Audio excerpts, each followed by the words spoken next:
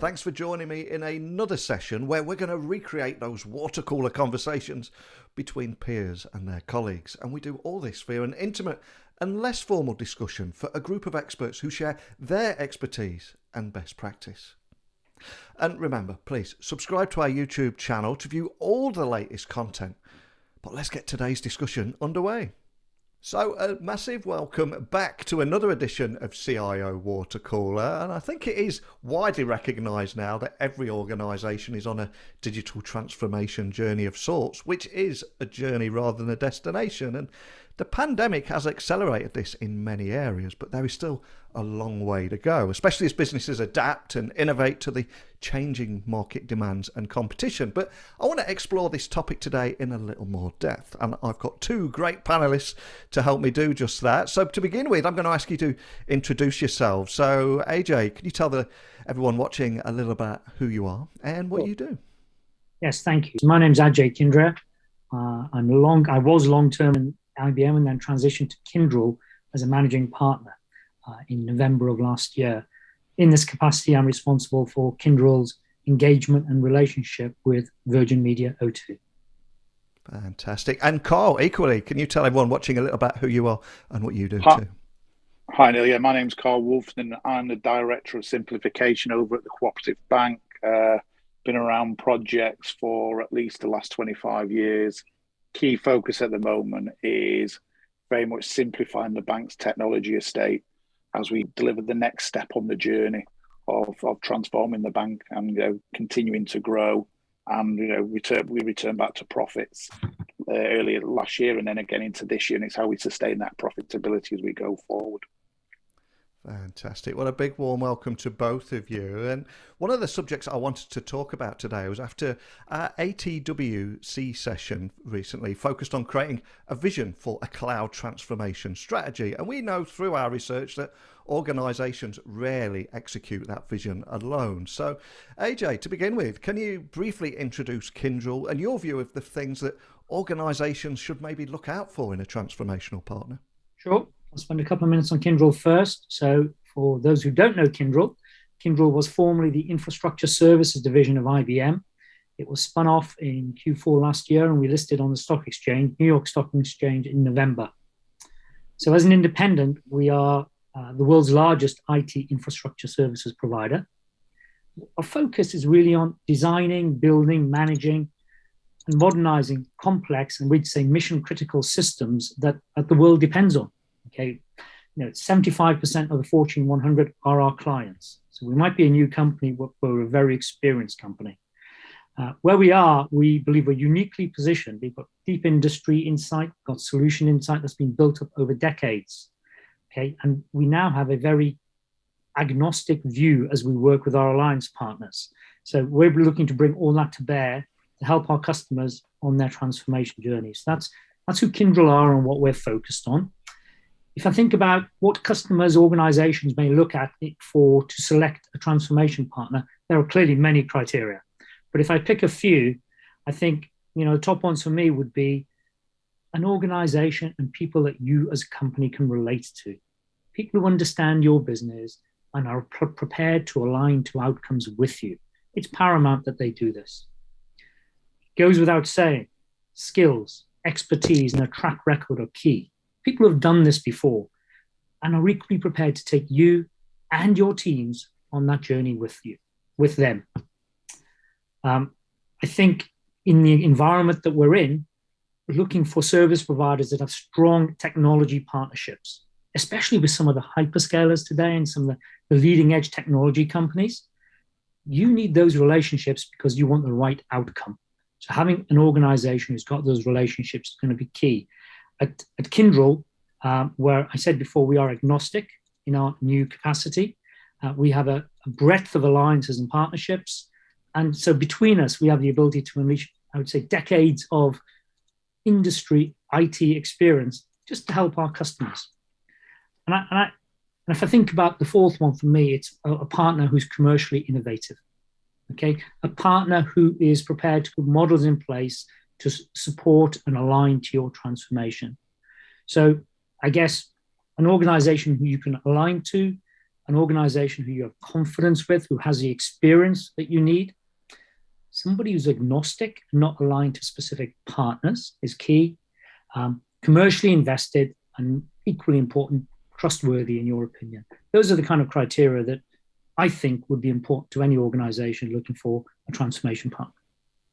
So many great points there. And Carl, I think it is widely recognised as well that you don't have to do it on your own if you're a business leader. And it's so important to have a transformational partner that goes on that journey with you. But is there anything that you'd like to expand on there too that you've seen? Yeah, I think the key one is a partner with a proven track record of delivering the type of change you're looking to deliver, so you can leverage that skill, that experience, and that knowledge as you go forward.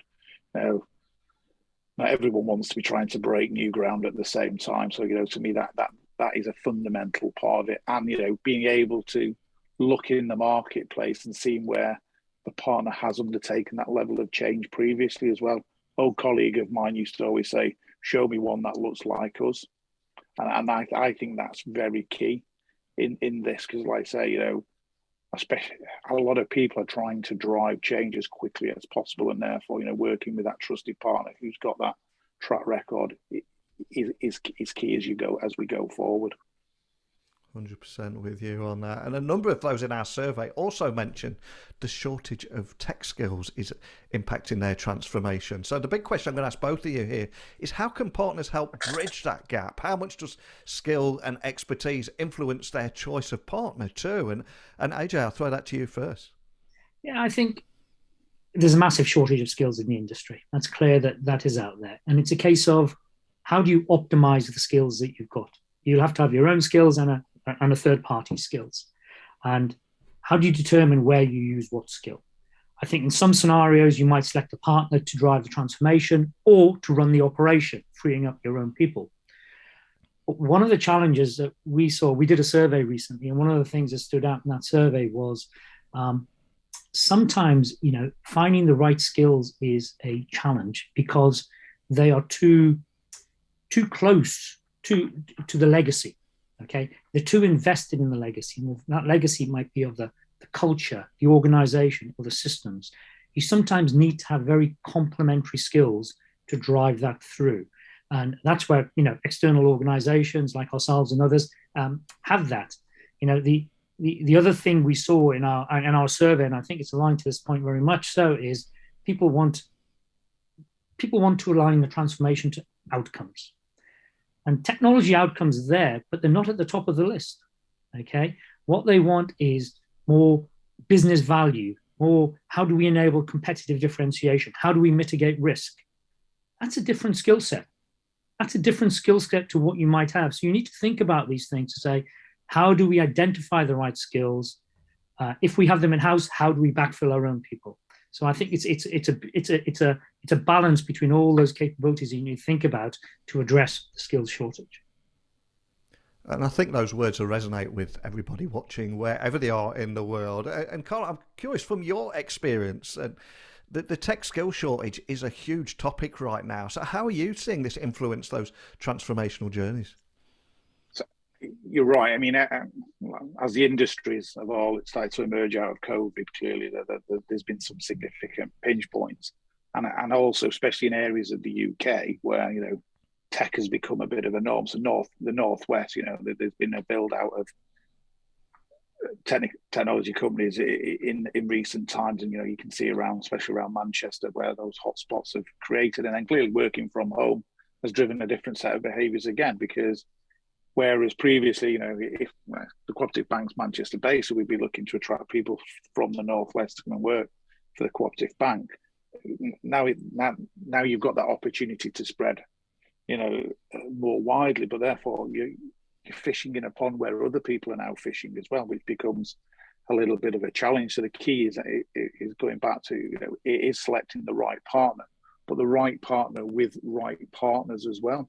So not only are you leveraging them as a partner, but they can then go and leverage their business partnerships as well to bring the right skill set into the business. And looking at sort of some of the work we've been doing over the last 12 months, that's become more and more key as we've introduced new technologies, new capabilities into the bank, which means we're having to invest in that capability, but and bring our teams on the journey. So how do we complement those teams, backfill where possible, so those guys can actually go out and learn those new skills on those new technologies as we go forward, especially as we're moving more and more services off into the cloud.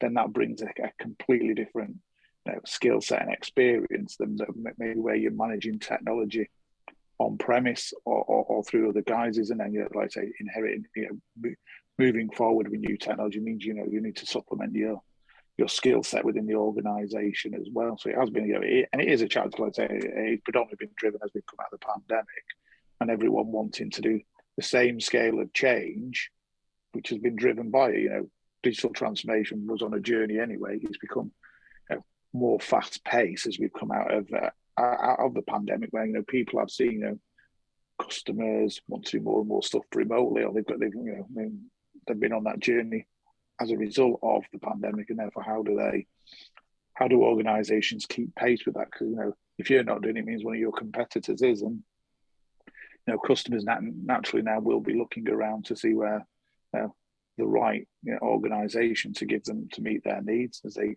go forward. I'm curious, Carl, has it been easier to get the talent that you need to the Northwest? I know there's a much higher demand now, and everyone after those same skills, and they want to progress much quicker than pre-pandemic, but equally because of hybrid working, because of remote working, you've got access to more resources. I'm curious, have you noticed a difference in getting that tech skills and people that you need as opposed to pre-pandemic and post-pandemic? Which has been easiest, would you say? So, I think it's been more challenging because, like I say, more organisations now, because we're moving to hybrid, like I say, that they're prepared to go, UK wide, whereas previously they wouldn't. So the bank would naturally fish in the Northwest Pond, and then maybe you'd get a degree of people who would be happy to commute in and stay over, stay during the week in Manchester, etc., when we were predominantly office based. That model's now changed, and people, can work from anywhere in the UK, subject to good Wi-Fi connectivity, etc. Or in certain circumstances, they've got the opportunity to work outside the UK as well for periods of time. So it is about getting that balance right. And like I say, it hasn't been without a challenge, especially in specific, skill areas as well, where a lot of organisations are starting to mobilise their projects. So there's a certain skill set they need at that beginning of mobilisation, and therefore everyone's busy fishing in the same pond for the same skill set. And that creates, a challenge. And I was just going to say, I think we found something very similar in terms of the, as you recruit people to come and work for you as well, to take on these roles, they're a lot more demanding up front in terms of what they want. They know what they want. They know how they want to work. They know where they want to work from. And it's a massive opportunity out there for people to progress their skills and take on these new opportunities in a way that they want to. And we have to embrace that. We have to embrace it.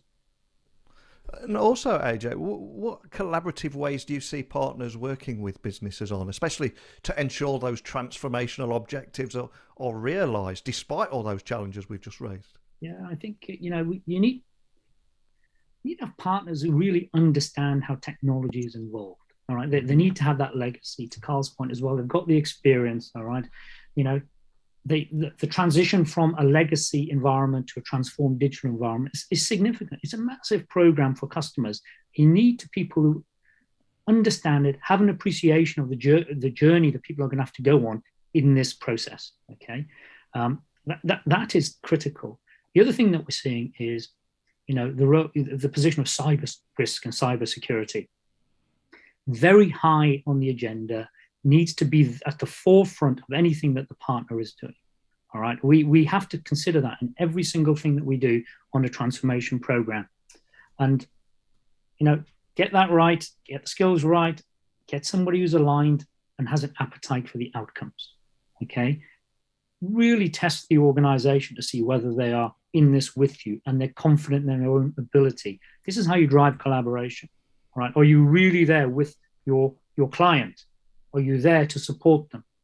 And I think, as Kyndryl, one of the things we're trying to position ourselves as is a practical partner. I've said before, we've got decades of experience.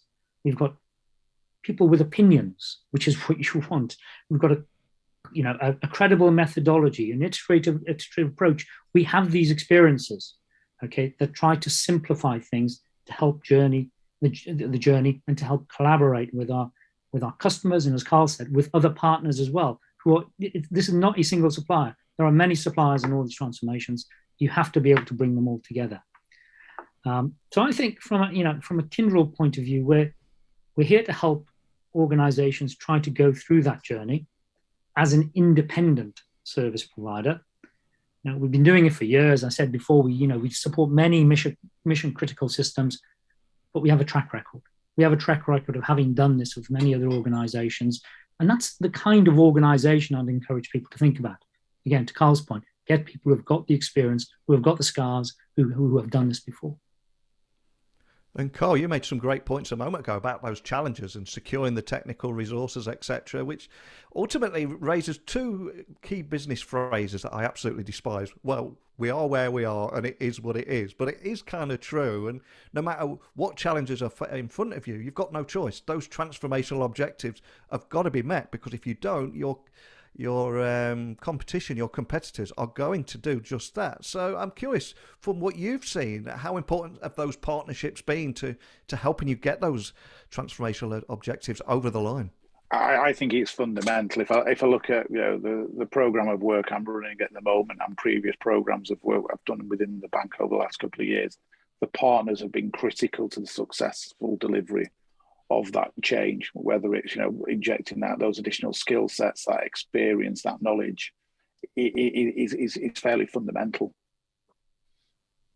And AJ, I suspect the words of the panelists today and what we're talking about, the entire topic, will resonate with so many people watching. And we've talked a lot about the importance of choosing the right partner, but can you leave everyone with a final piece of advice or a few tips or just something that they should think about before embarking on a transformational journey?